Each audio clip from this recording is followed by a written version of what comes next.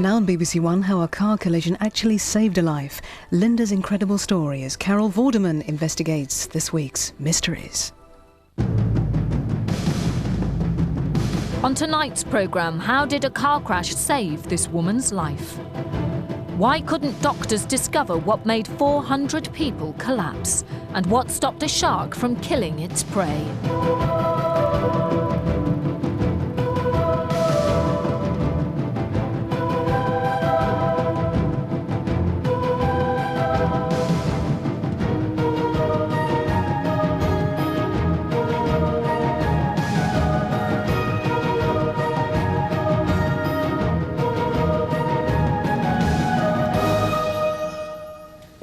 And welcome to Mysteries. Our first film took place in Australia 15 years ago, when the technology to transplant bone marrow was still in its infancy.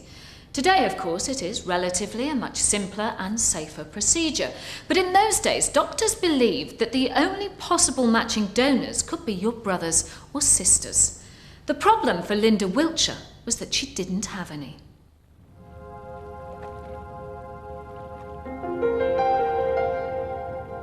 When I first met Linda, she was about 18. She was just starting off in a modelling career. She'd been doing it for a little while. She loved it. She had a great time. Everyone loved her. She was, a beautiful young girl. She was 18, full of life. Life was fun. We had a great time. We were just starting out, looking forward to what was going to be around the corner for us. Linda was a normal, healthy teenager. I remember she had a small car accident, and she was complaining about a sore throat, a bad cold and a bad headache. It started to worry me, and I took her to the doctor. When the doctor examined Linda, he found a rash all over her body and blood blisters in her mouth, and he was concerned and sent us straight away for a blood test. Linda was diagnosed with aplastic anemia. Aplastic anemia is a condition in which the bone marrow can't produce red cells, white cells and platelets, and the reason why it can't produce them is because there is no bone marrow tissue left. Now, no person can survive without an adequate number of those three elements. If you don't have platelets, you'll bleed spontaneously without injury. If you don't have white cells, you'll be infected and won't be able to control the infections. And if you don't have red cells, you'll succumb to the anemia. Linda, we'll give you another transfusion and then we'll see how that goes. She had red cell transfusions, platelet transfusions, and also she had steroids. And the aim was to keep her going long enough in the hope that her bone marrow would recover spontaneously. There was a very high risk that Linda would die in those early stages of the disease.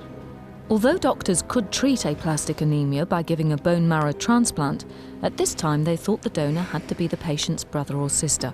All they could do for Linda was give her blood transfusions. She had transfusion after transfusion, and that upset her very much. And it upset me too.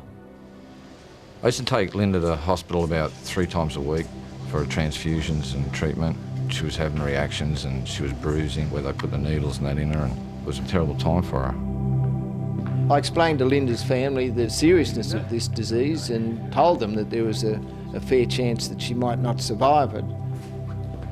After 4 months, she started to get depressed. I started to get depressed. I couldn't bear to see Linda suffer too much, and I couldn't do anything about it. All what I could do was live life day by day. Very, very upsetting, but there was still hope. And as a mother, you always hope. Even when Linda was really sick, she was still really strong. Her will was strong. She wasn't going to let it beat her. I tried to give her blood to help her. I would have done anything to help her.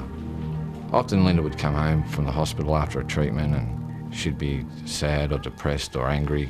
The treatment would cause mood swings. Because I'm going out. Now you're not going out. Yes, I am. I already told you. No, you're not. Yes, I need to get out of the house. You're supposed to rest, Linda. One night when Linda was home and she was tired from the treatment, she wanted to go for a drive. And Andrew! So I went down and I borrowed my dad's car and we went for a drive. We wanted to be alone. We wanted to get away from everyone, away from the hospitals, away from our parents. We just wanted some time to ourselves, you know. So we went to a local park where, you know, all the young people used to knock around for the day. We parked down there and Linda was tired, she was sick, so she went to sleep. And before too long, I think I must have fallen off to sleep as well, you know.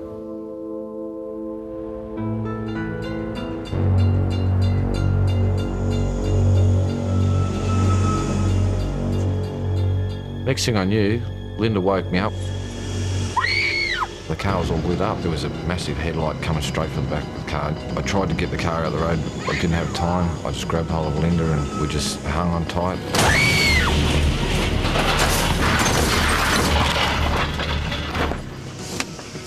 Lynn! Then it was like my worst nightmare come true. Linda was laying there, she had blood coming out of her everywhere. I just didn't know what to do. I thought I'd killed her, I thought that was it. I thought, you know, it was all over. Lynn! In the dark, Andrew hadn't seen the railway track and they'd been hit by a train. Although Andrew wasn't hurt, Linda was. She arrived at hospital unconscious and bleeding badly. On the night of Linda's accident, I recall being called in, and at that stage she was severely traumatised with a number of fractured ribs and a large collection of blood in the thorax.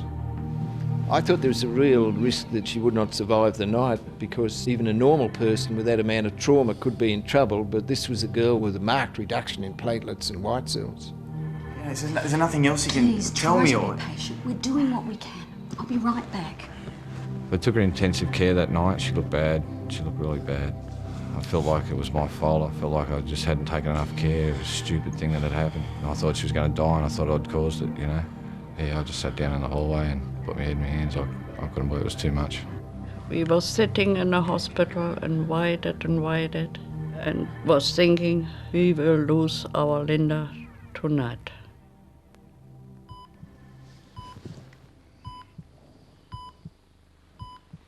But miraculously, she did pull through.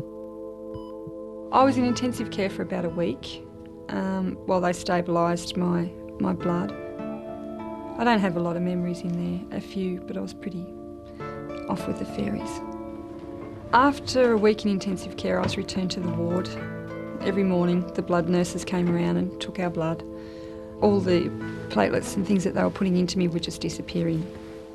It was pretty normal that I expected them to come back with platelets.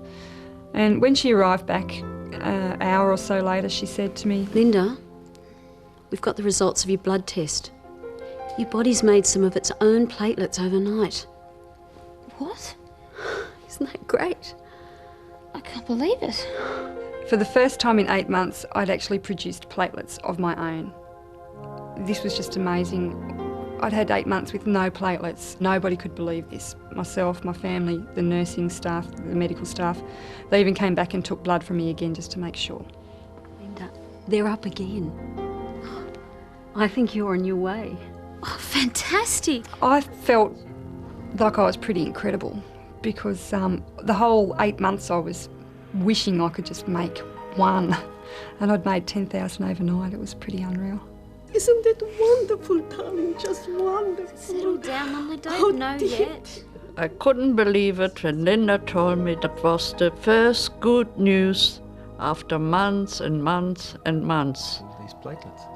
Doctors explained to me that sometimes a remission can happen just before your last relapse and your body's just had enough. Often before people die of horrible diseases, their body seems to be working really well, and then all of a sudden it's all over. But eventually my platelets did reach 50,000. We were all very excited. They threw a party for me down in haematology. And that was it then. We were just waiting for it to get higher and higher and higher. Well, what are you going to have next time when you come in? Is it going to be 75? Is it going to be 100? And every time we reached a major number, like 75 and 100, we had another little party. It was great. After 4 weeks in hospital, Linda was allowed to go home. When they finally let her out, she was like a spring that had been sprung, you know. She wanted to do everything. She wanted to go everywhere. She talked from the moment she woke up to the moment she went to sleep. And she just wanted everything she'd missed out on and 100 times more, you know. And That's exactly how I felt as well too. Linda made a full recovery from both the accident and the aplastic anemia, but why had she suddenly started to produce platelets? I think what killed Linda was a train accident. I think her body had a big shock and rallied its last effort to fight off the train accident damage, and she came good. Her doctor, however, is not so convinced. I must say that I'm a sceptic about the accident actually being seriously involved in her recovery, but I think Linda's story is remarkable. She was so profoundly ill at first that the mortality is so high, and this girl survived this prolonged illness. I suppose the point is the character of the girl involved, but the fact that she had severe aplastic anemia and survived with just supportive treatment. I did worry for a long time that it would come back. I was very nervous that I would relapse, but it never did. I never had any trace ever again. But how else could Linda's recovery be explained? After the motor vehicle accident, Linda received a fair amount of blood, but she'd received a huge amount of blood transfusion over many years before. I guess there is the possibility that one of those units of blood led in some way to bone marrow recovery. It is possible. It really is quite an amazing event. Looking back now, after all these years, it's like it happened to somebody else. If it came back now, I don't think I'd be able to fight like I did then. I managed to go away and have my 2 wonderful little girls, and I'm very happy that I became a mother. And I'm very happy that I lived to tell this story.